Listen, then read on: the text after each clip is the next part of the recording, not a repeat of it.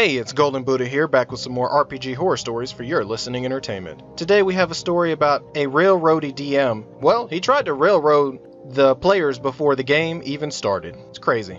Roll post. Over the course of the last year, I have been watching several r/videos from different subreddits.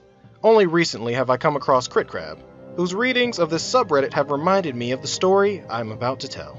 It was about 15 years ago, and I was relatively inexperienced as a tabletop RPG player and game master. I've had about 3 years of experience, so I was no total noob. I had been playing different sorts of fantasy games and a Star Wars group once, but I was interested in Vampire the Masquerade.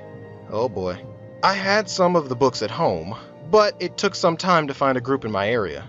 What I found was that guy. He was looking for players for his campaign. I told him that I've read the books but never played Vampire the Masquerade and wanted to meet, only the two of us, to get to know each other, see if I fit in with his group, and prepare my character.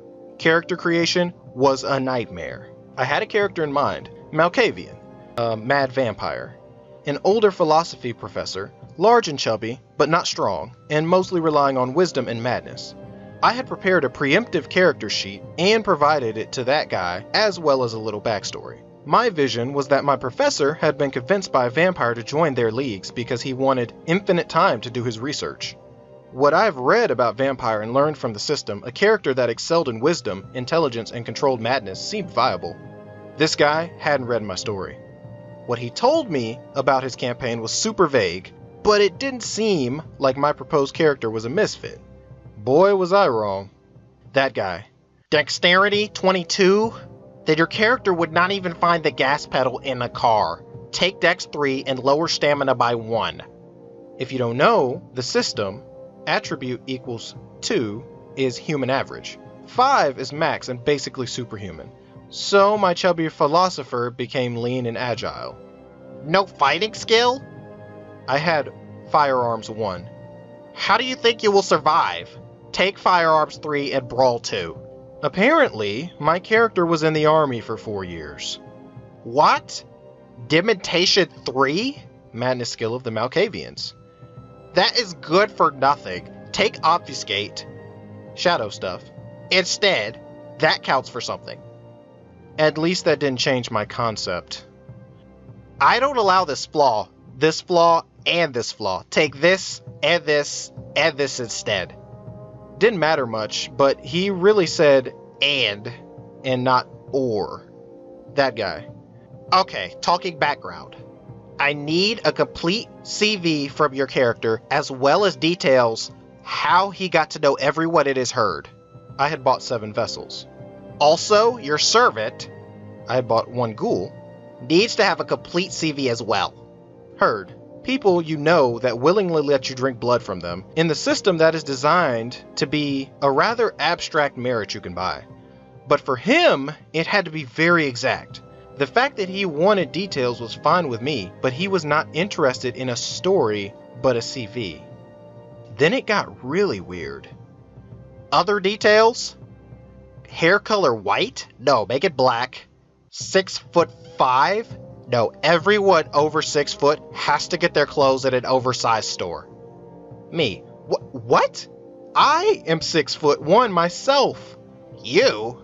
Looks up at me and down.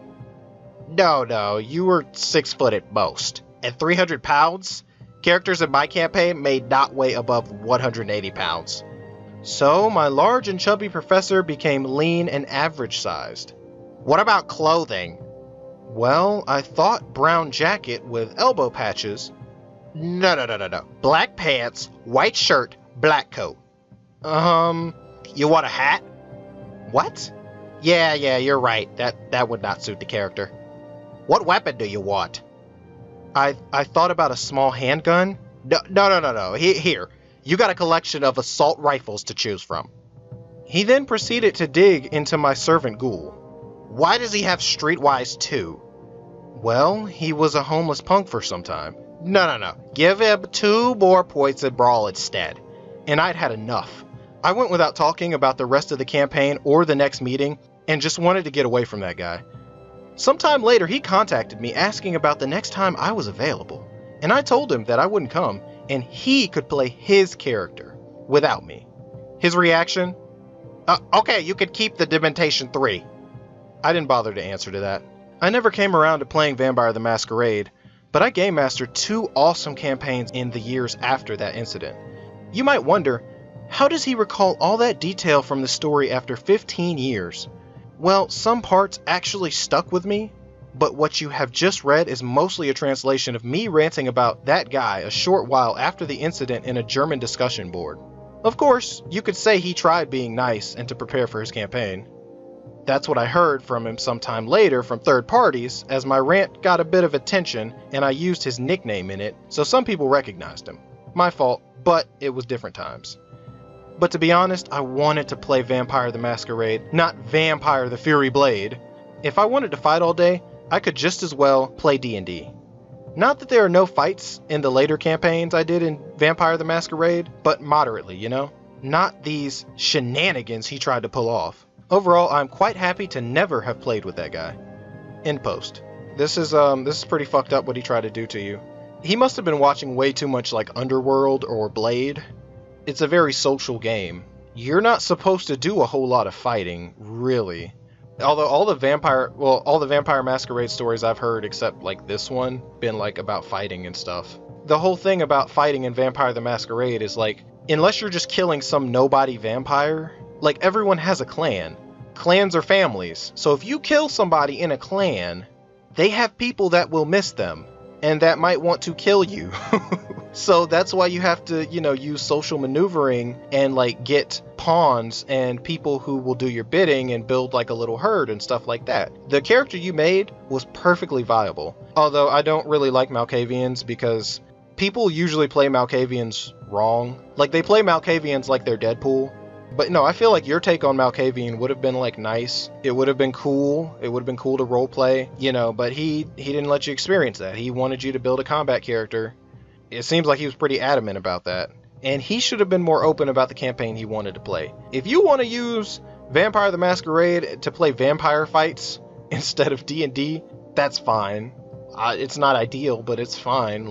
But you're supposed to tell your players that, okay? You can keep the details of the overall campaign a secret. Like, you don't have to spoil everything, but just say, hey man, you guys are going to be fighting a lot. Okay, you guys are going to have assault rifles. You guys are going to be out there dodging bullets like Neo. That's the type of game we're going to be playing. That doesn't spoil the story for them, because some people love that shit. Let me know what you think about this whole story in the comments below, and like and subscribe for more content, please. And as always, this is Golden Buddha telling you to stay enlightened and stay safe.